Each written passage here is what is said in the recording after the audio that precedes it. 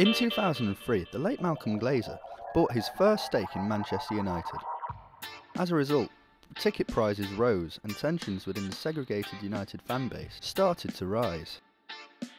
A handful of United fans decided they had had enough and eventually broke off from their beloved club. FC United are ran in democracy with their fans. In their inaugural decade, the club have been promoted 3 times without relegation. So are fan-run clubs the way forward, or is corporative backing really essential to a club's success? Corporate football is why I came to FC. It's far better, it's as it should be. It's our club, our rules. 3 o'clock on a Saturday is a rule. I think it brings you closer to the players. I took my son to Old Trafford and there was a disconnect there from almost the day he went. Came to FC, brought him here, and he said, "Why have we never been here before, Dad? It's brilliant. You know, you can talk to some of the players, you talk to the manager, you can voice your opinion without fear of getting dragged out."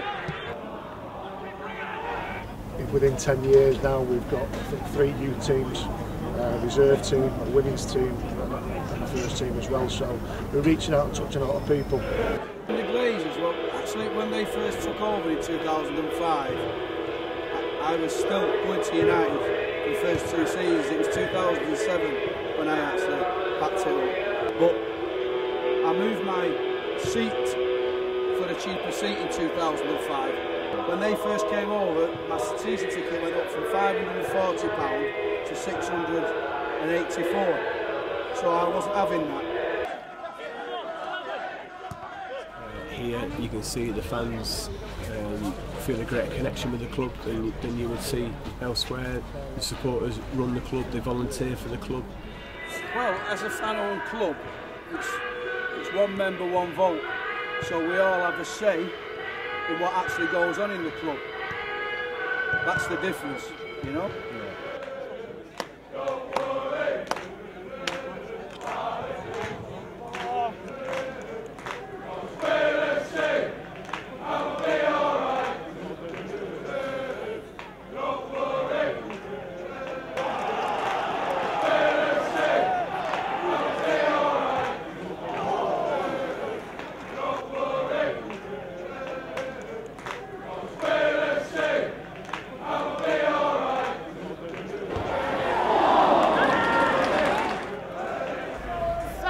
Just standing there for ages, it's actually a bit boring, but if you keep on constantly getting involved, it's tiring out.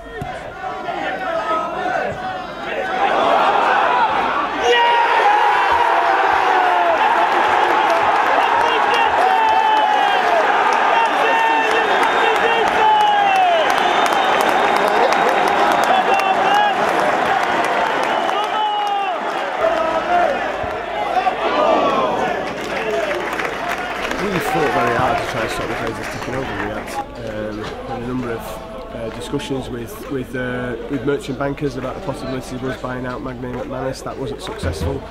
We tried everything we could to stop the Glazers taking over, and we appealed to the FA, we appealed to the Premier League. In the end, they got their way and they took over. So we decided to establish FC United, and a group of people met together to talk about the establishment of the club. And then within a very short space of time, we'd established a committee to take the idea forward. Got a business plan together, got an application into the FA, got an application in the North West Counties Football League, and here we are 9.5 years later, still battling on.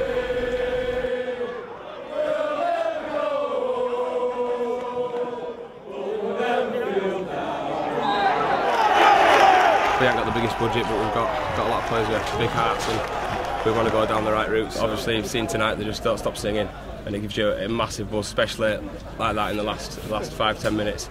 Gives you a massive buzz here. There's always been money in the game.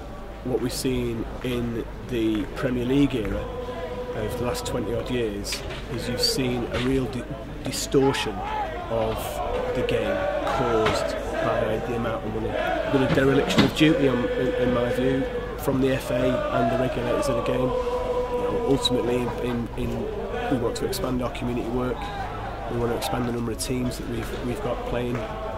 We want to have a greater impact across Greater Manchester, and we also want to have a greater impact more widely in the game. And with the crowds that we've got, we think we're doing quite well at the moment.